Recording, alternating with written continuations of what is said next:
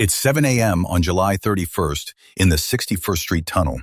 Deep beneath the East River, an R train comes to a sudden, heavy stop.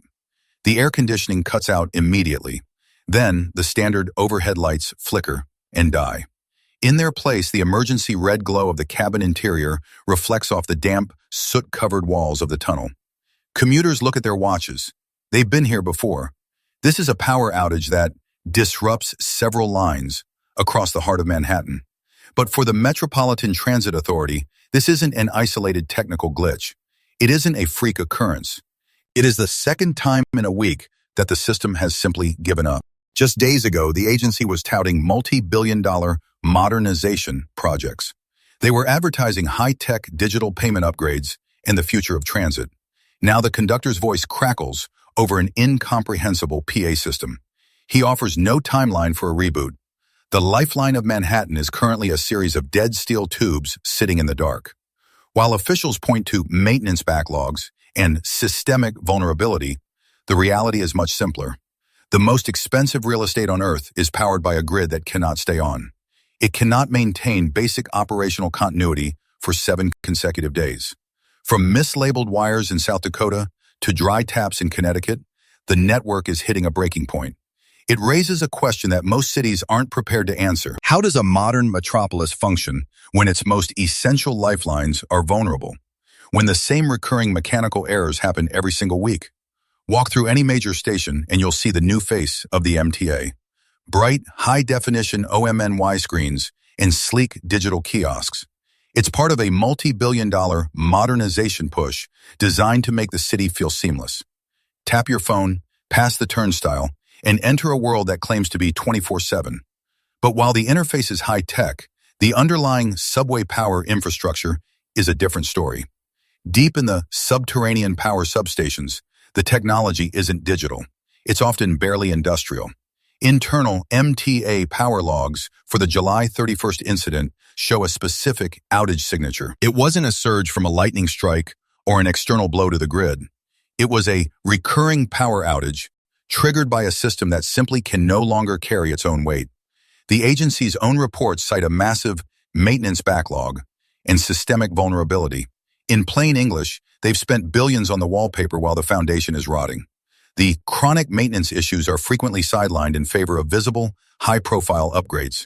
It has created a patchwork culture where emergency repairs have become the standard operating procedure. The goal is no longer long-term stability. The goal is merely keeping the lights on for another 6 hours. But as the physical world begins to fail, the scale of the problem is proving too large for a simple patch. It's October 31st, 2025, in a cramped IT server closet in South Dakota. The state's entire digital network has just gone dark. It isn't a sophisticated cyber attack or a coordinated breach by a foreign actor. For 48 hours, government financial transaction systems are frozen. Local officials scramble to find the systemic vulnerability that paralyzed the state. They find it on the back of a server rack. According to State Scoop, the culprit is mislabeled wires, a set of handwritten tags and mismatched labels on IT network's hardware. It is a 2-day IT outage caused by a single human error involving a piece of tape. This is the moment the system stops looking smart and starts looking absurd. While Manhattan waits for a reboot in the 60th Street Tunnel, South Dakota is crippled by a filing error. It reveals a pattern where critical infrastructure failures are no longer complex catastrophes. They are the result of basic, analog neglect. In Waterbury, Connecticut, the scale of this neglect becomes even more visible.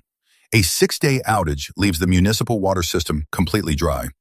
The Waterbury Water Department announces emergency repairs, but there is a problem.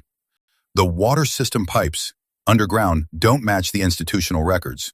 The city isn't fighting a digital ghost. It is fighting its own forgotten blueprints. By January 7th, 2026, the mechanical failures in Manhattan become a political weapon 3,000 miles away.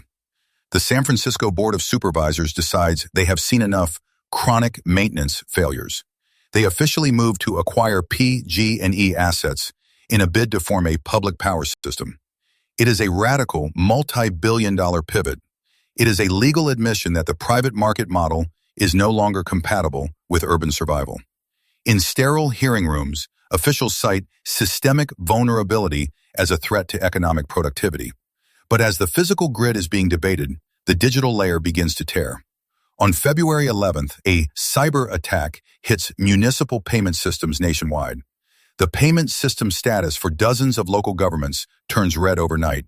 Citizens find they can't pay for the water they don't have. They can't pay for the electricity that keeps cutting out. In Waterbury, the Waterbury Water Department is deep into emergency repairs, work that was only supposed to take hours. But the water system pipes they find in the dirt don't match the utility assets on their screens.